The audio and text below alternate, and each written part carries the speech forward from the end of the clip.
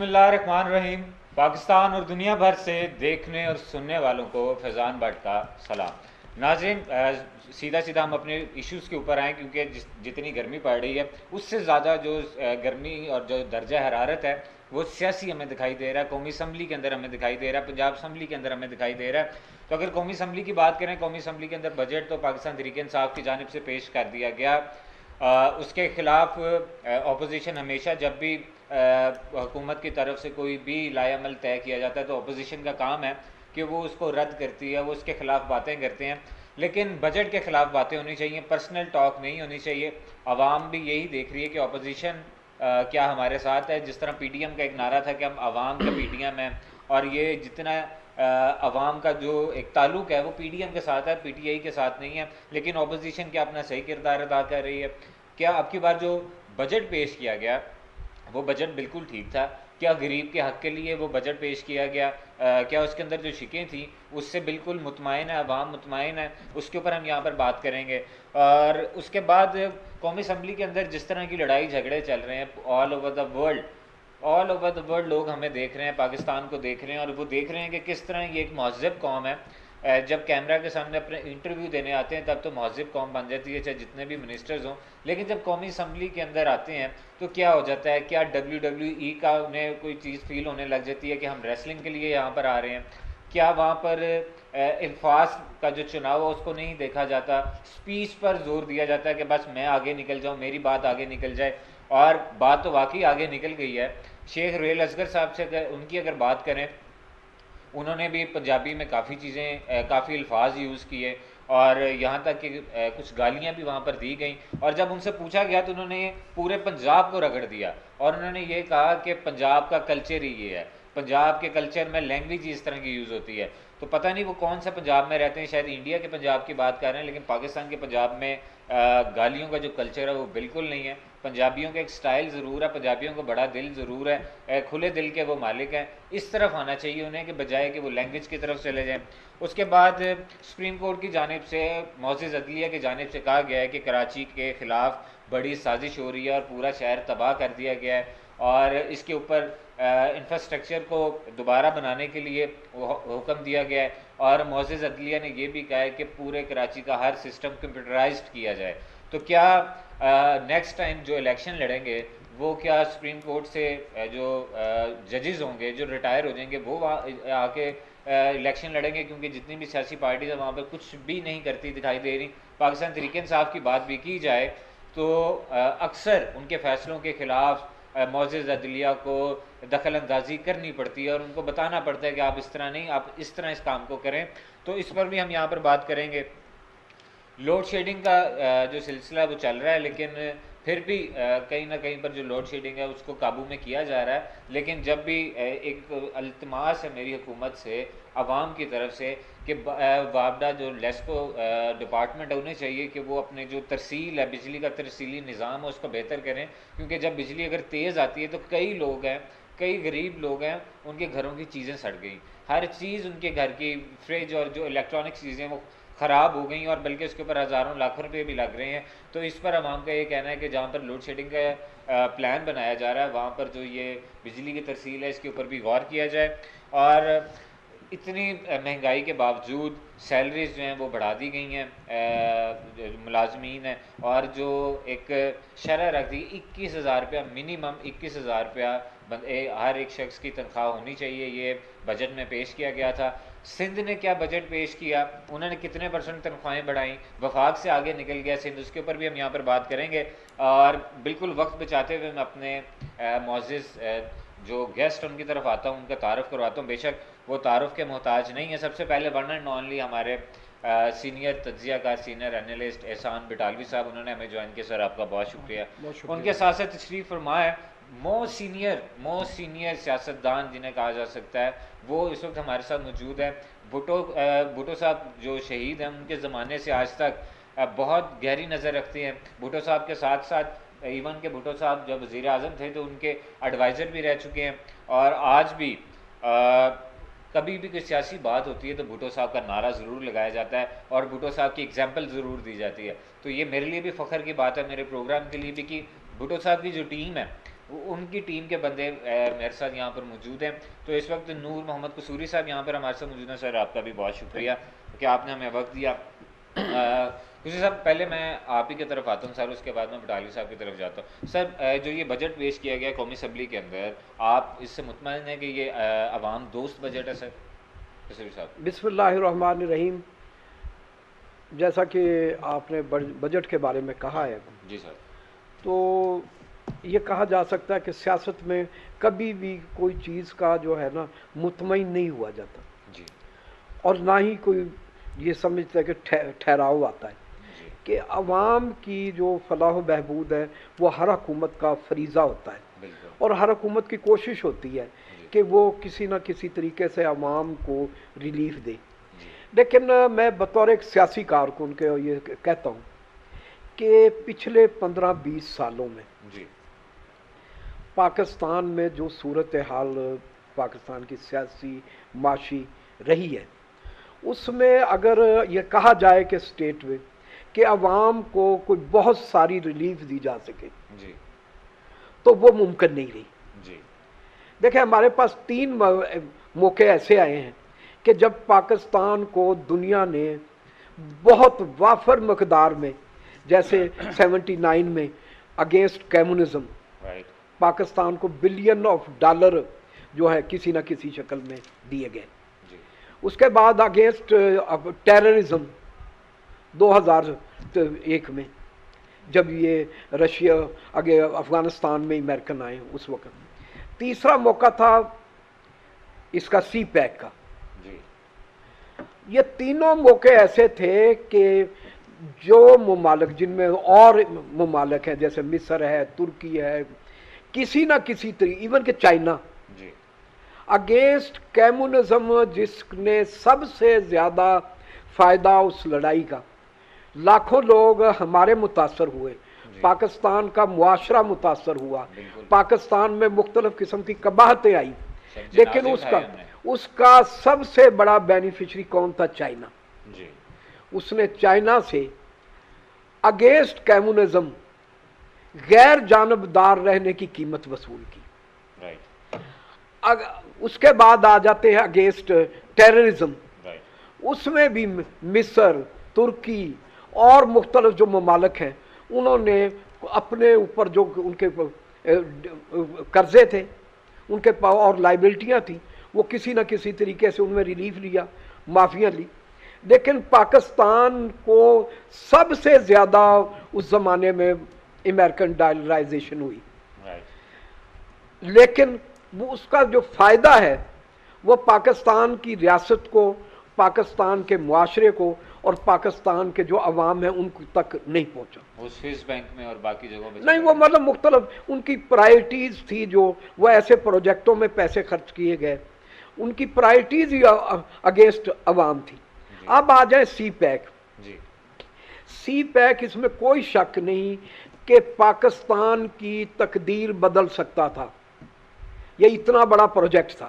Right, لیکن ہوا کیا کہ ہم نے وہ 45 ارب ڈالر, جی, احسان صاحب اکانومسٹ ہیں اور ان کو یہ بڑی گہری نظر رکھتے ہیں فائنینشیل امور میں پاکستان کے, دنیا کی. جی, یہ مجھ کو بہتر طریقے سے شاید اس کو بعد میں ایکسپلین کر لیں گے, جی, لیکن جو میرے تھوڑے سے پہلی بات ہے, یہ جب سی پیک پروجیکٹ ہوا, اس کو اسٹیٹ ٹو اسٹیٹ رکھنے کے بجائے اس میں دھوکہ دہی مختلف قسم کی کہ اس کو یہ ہم کمرشل لون لے رہے ہیں, رائٹ, شارٹ ٹرم لون لے رہے ہیں.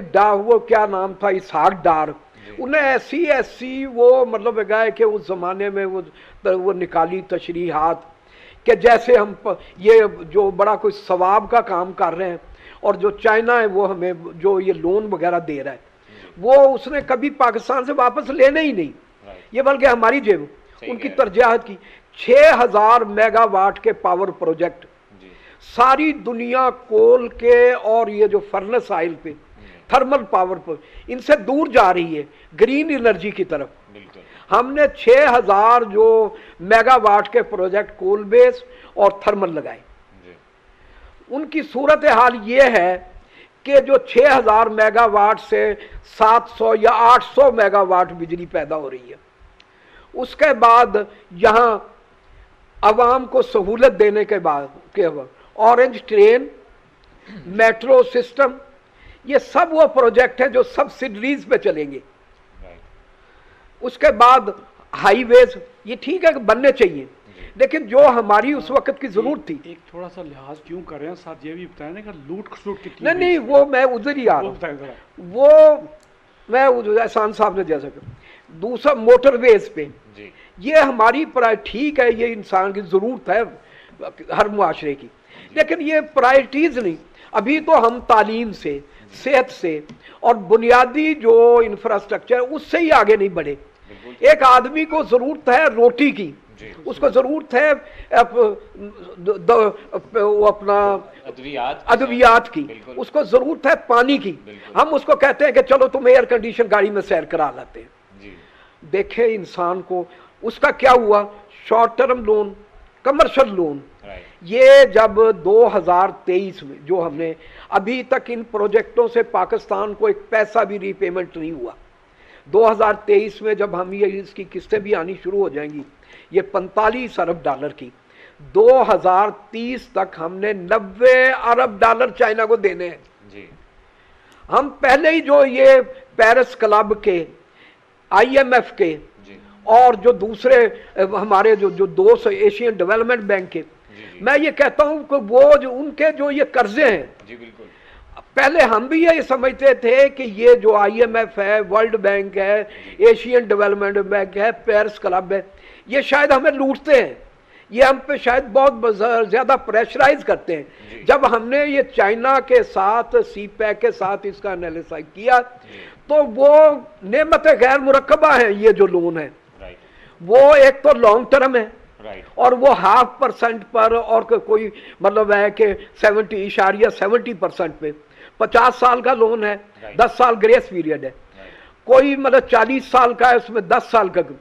और हमने ये जो चाइना से कमर्शियल और मुख्तसर ये 10 साल के लोन है और हमने ये 12% से लेकर 22% तक लिए। इसका ये होगा कि पाकिस्तान की जो इकोनॉमी है उसके लिए ये जो CPEC है ये बहुत बड़ा बर्डन हो जाएगा। और उसके लगाने वाले ये मोटरवेज, ये पाकिस्तान का ऑरेंज, ये ट्रांसपोर्टेशन सिस्टम, ये दूसरे जो आप कह सकते हैं पावर प्लांट, ये पाकिस्तान के लिए रोज बरोज लाइबिलिटी बनते जाएंगे। और इनसे पाकिस्तान, अल्लाह ताला करे कि जो नेपाल के साथ, अज़रबैजान के साथ, श्रीलंका के साथ चाइनीज ने जो सलूक किया है वो पाकिस्तान के साथ ना हो। अभी हमारे एक दोस्त कह के गए हैं कि अमेरिकनों के प्रेशर पर चाइनीज के जहाज रोके जा रहे हैं। तो दोस्तों, साथियों, कि आप तारीख के पीछे जाएं कि तैयब अर्दगान है तुर्की का, वो प्रो इख्वानुल मुस्लिमीन ऑर्गेनाइजेशन का हेड है जी तुर्की में। बिल्कुल वो सारी जिंदगी अमेरिका के जो इख्वानुल मुस्लिमीन है, जमात इस्लामी है या वो मूवमेंट है, वो अगेंस्ट कम्युनिज्म, वो अमेरिका के अलाइज के तौर पे काम करती है, वो उसका अलाई है। तो आप उसको कैसे यकदम आपने उसको कम्युनिस्ट और बड़ा वेलफेयर स्टेट का, उनके अपने मफादात हैं तुर्की के, उनके मामलात हैं, वो अपने मामलात को बेहतर तरीके जानते हैं। जैसे हम चाहते हैं कि पाकिस्तान के मामलात में कोई मुदाखलत ना करे, इसी तरीके से उनको भी हक है।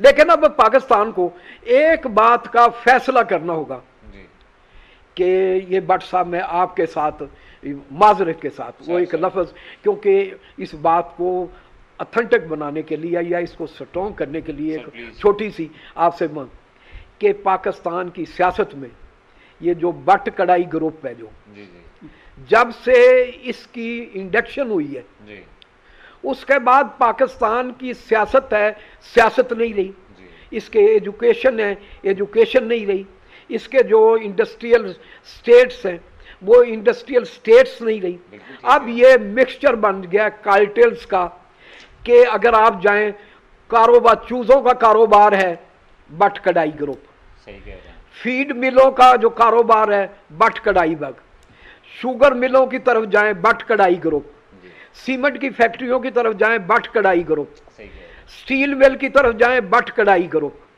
और भी जो पाकिस्तान में बड़े बड़े कारोबार हैं, चाहे वो पेट्रोलियम का है, जो किसी ना किसी तरीके से, इवन के लाहौर में जो लैटरीनों के ठेके हैं, जी जी ये जो जो जो जॉइंट, बंदों इसको को दिए जा रहे जॉइंट जैसे जिसको खुसरे Joint पंजाबी में कहते जी। हैं, उनके जो ठेके हैं जी वो भी किसी ना किसी तरीके से बट कढ़ाई ग्रुप के पास है। बट कढ़ाई ग्रुप के चूजों के पास। हाँ, वो मतलब बट कढ़ाई ग्रुप के लोगों के पास। नहीं सर, आप तो बिल्कुल आज इसमें मैं एक आधी चीज़ सिर्फ ऐड कर दूं ताकि आपसे और भी मैं मुस्तफीद हो सकूं कि सर ये जो बट कढ़ाई ग्रुप है, ये आपने पूरे पाकिस्तान की तो बात की, लेकिन ये हमें पंजाब में दिखाई देता है। बट कढ़ाई का क्या कोई रद्द अमल सिंध के अंदर भी है क्या? सिंधी बिरयानी जो है, अगर सिंधी बिरयानी की बात कीजिए, सिंधी बिरयानी कूड़ा उठवाने में उनको मसला है, पानी का वहाँ पर कोई मसला है, स्कूल के अंदर अभी भी गधे बंधे हुए हैं, सैलरीज वहाँ पर नहीं दी जा रही, बजट वहाँ पर साफ पानी भी नहीं दिया जा रहा सर। तो सिर्फ एक बंदे को इल्ज़ाम उसके ऊपर लगा देना, क्या ये बेहतर लगेगा? क्योंकि आप बेहतर इस चीज़ को समझते हैं कि अगर एक के ऊपर हम इल्ज़ाम लगा दें, क्या वो बाकी बिल्कुल दूध के धुले में है सर? नहीं, देखें बात ये, जब एक आप देखें ये पिछले 35 साल, अगर हम बात ठीक कर है रहे आपकी हैं, बात, वहाँ पर जितनी भर्ती हैं वो आप बेहतर जानते हैं नहीं, सर। आप बात बिल्कुल बजा कर रहे जी हैं सर। कि एक गलती का अजाला दूसरी गलती नहीं है, बिल्कुल ऐसे। लेकिन जब वो कहते हैं, एक पुरानी मिसाल है, खरबूजे को देखकर खरबूजा रंग पकड़ता है। ऐसे ही है। जब उन्होंने देखा कि बट कढ़ाई ग्रुप सियासत में भी, कारोबार में भी, मुआशरे में भी, और उसका एक ही तरीका है जी कि जो आप भी समझ, पूरे पाकिस्तान के लोग कि एंटरटेनमेंट का एक ठेका मिलता है अबू ज़ैबी से, जी सलमान शहबाज, जी दूसरा ठेका मिलता है एंटरटेनमेंट का एक अरब शहजादे का, वो हमजा ग्रुप, ठीक। हमजा को। तो जब एक तरक्की के लिए रास्ता ही एक हो जाएगा, जी तो चाहे वो आप सिंध बिरयानी हो, जी चाहे वो अपना पेशावर का चप्पल कबाब हो, जी चाहे वो पंजाब का वो मतलब है कि दाल कश चावल हो, वो सब सर में नहीं, किसी ना किसी, दाल चावल भी हमारे कश्मीरियों नहीं, के वो कहने का किसी ना किसी तरीके से हर जगह आपको वही बट कढ़ाई ग्रुप रंग न मिलेगा। सर आप सही कह रहे हैं, लेकिन अगर फॉर एग्जांपल अगर कोई फौज का आदमी होता है, अगर वो काम ठीक नहीं करता तो हम उसको बुरा कहते हैं, पूरी फौज को तो नहीं कह सकते। एज एन बट, मैं खुद भी बट हूँ, एज एन बट हमने अब की बार नवाज शरीफ वगैरह को वोट ही नहीं दिया सर। पिछली दफ़ा भी हमने वोट नहीं दिया था, अब की बार भी हमने वोट नहीं दिया। एज एन कश्मीरी होकर हमने उन्हें वोट नहीं दिया। सर, वो आप तो बात कर रहे हैं, इसमें मैं भी चीज़ें ऐड नहीं, करता नहीं हूँ सर। कि जिस तरह कश्मीरियों के ऊपर जुल्म किया जा रहा है, औरतों के साथ उनकी इज्जत पामाल की जा रही है, जो बच्चों के साथ सलूक किया जा रहा है, इस वजह से हमने मियाँ साहब को भी छोड़ा है कि वहाँ पर ये सलूक किया जा रहा है, और यहाँ पर इंडिया के जो चाय बेचने वाला है उसको यहाँ पर बुला के तिलक लगवाए जा रहे हैं सर, उसके पगड़ी बांधी जा रही है, अपनी नवासियों की शादियों पे बुलाया जा रहा है। तो एज एन कश्मीरी मैंने तो उन्हें छोड़ दिया सर। और ये आपने जो बट कढ़ाई वाली बात की, बिल्कुल आप बिल्कुल बात ठीक कह रहे हैं कि खरबूजे को देख के रंग पकड़ लेता है, लेकिन बट कढ़ाई की जो एक पावर थी इनके पास, लाहौरियों की जो उनके पास एक पावर होती थी, वो ख़त्म हो गई। आप लास्ट में पीडीएम का जलसा अगर लाहौर के अंदर देखें तो एक भी बट कढ़ाई से रेलिवेंट एक भी बंदा सिक्योरिटी पर नहीं था। सारी सिक्योरिटी, स्टेज का सब कुछ, जो हमेशा नून लीग लाहौरी होने का दावा करती थी, अब की बार जब पीडीएम का जलसा हुआ था, आपने देखा होगा कि सारी सिक्योरिटी पीडीएम की, मौलाना फजलुर रहमान साहब की पार्टी की थी। लाहौरियों ने बिल्कुल इनकार कर दिया मियाँ साहब के साथ चलने पर। तो मैं इसी बात को लेकर मैं दोबारा आपकी तरफ आता हूँ, मैं बिडालवी साहब की तरफ चलता हूँ। बिडाल साहब, कसूरी साहब ने बहुत गर्म गुफ्तगू की है सर, तो मैं आपकी तरफ आता हूँ। सर बजट की अगर हम पहले बात करें, क्योंकि लोग आपके ओपिनियन पर मतलब बहुत मुतासिर होते हैं आपके ओपिनियन से और बहुत कुछ सीखते हैं। जो अब की बार बजट आया, अगर हम इसका डिफरेंस करें, कंपैरिजन करें पिछले बजट्स के साथ, और स्पेशली कोरोना सिचुएशन के अंदर जो ये बजट पेश किया गया, तो आप क्या समझते हैं कितने हद तक ये बेहतर है, या इसमें मज़ीद क्या बेहतर होना चाहिए?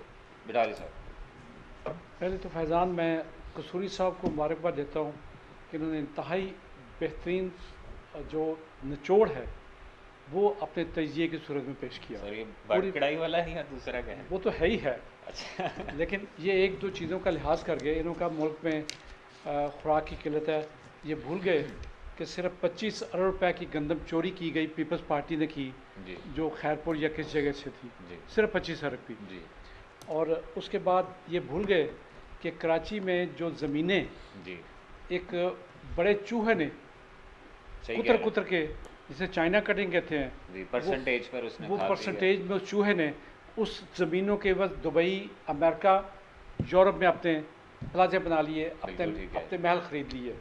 और उस चूहे के जो छोटे छोटे पिल्ले थे, जो छोटे छोटे कतूरे थे, जी, उन कतूरों ने भी अपने अरबों रुपए की प्रॉपर्टीज बाहर बना ली। मतलब एक पिल्ले के कमरे से जी, 65 करोड़ या कितने अरब रुपए बरामद हुए थे, सही कह रहे हैं सर, कैश की सूरत में। बिल्कुल ऐसे ही है। लेकिन आज है क्यों पूछने वाला? हम्म, मेरा सवाल ये है कि जो सड़कें जो अभी सुप्रीम कोर्ट ने पूरी दर्द के साथ कहा है कि कराची के साथ खुदा का वास्ता क्या सलूक कर रहे हो, बिल्कुल ये रोते हैं पानी को। जी, पानी बेचा किसने?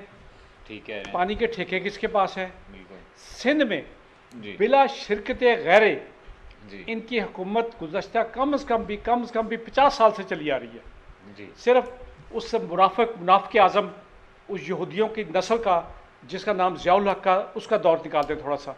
बिल्कुल ठीक है, बाकी अगर मुशर्रफ भी आया जी, तो उसने भी MQM का पूरा सपोर्ट किया बिल्कुल ठीक है, और उनकी लूट मार का बिल्कुल कोई हिसाब नहीं लिया, बल्कि मुक्का लहरा के कहा कि ये मेरी ताकत है। बिल्कुल ठीक कह रहे हैं। तो ये कराची जैसे में तो आप बिल्कुल ठीक कह रहे हैं। अब आ जाए बजट पे। जी, जी, मैं समझता हूँ कि पाकिस्तान की तारीख में जी, अयूब खान के दौर को छोड़ दें, जी, वो एक इंतहाई उस हद तक एक इंतहाई सुलझी हुकूमत थी, पढ़े लिखे लोग थे जी, और उन्हें बजट का पता भी था, बजट पेश करना भी आता था। बिल्कुल, आज जो असम्बलियों में हाल है, जी, जो कुछ हो रहा है, जी, मैं सिर्फ इस बात पे अब दो चीज़ें, या रोए या हंसे, ठीक है, ना हंस सकते हैं ना रो सकते हैं बिल्कुल कि ठीक है, यही आवाम चोरों, डाकुओं, लुटेरों के गले में हार डालती है। सर ठीक है, यही आवाम इन्हें ही वोट देते हैं जो फोश गालियाँ निकालते हैं असम्बली में जाके। ठीक कह रहे हैं, और एक MNA कहता है ये पंजाब का कल्चर है।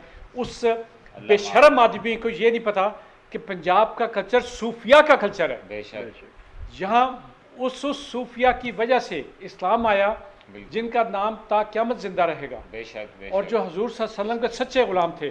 बेशक, ये पता नहीं कौन से कल्चर की ये बंदा बात कर रहा है। बिल्कुल ठीक या है, तो इसके घर में यही इस तरह की फोश गालियाँ दी जाती होंगी, ठीक है, या इनके माँ बाप ने इन्हें यही सिखाया होगा। जी, इन्हें अपने मजदूरों को, जो फैक्ट्री में के मजदूर काम करते हैं, इसी तरह की फोश गालियाँ देते होंगे। सर ठीक लेकिन है, खुदारा खुदारा खुदारा असम्बली पे रहम करें। जी, ये अवाम के अपने आप को नुमाइंदा कहलाते हैं।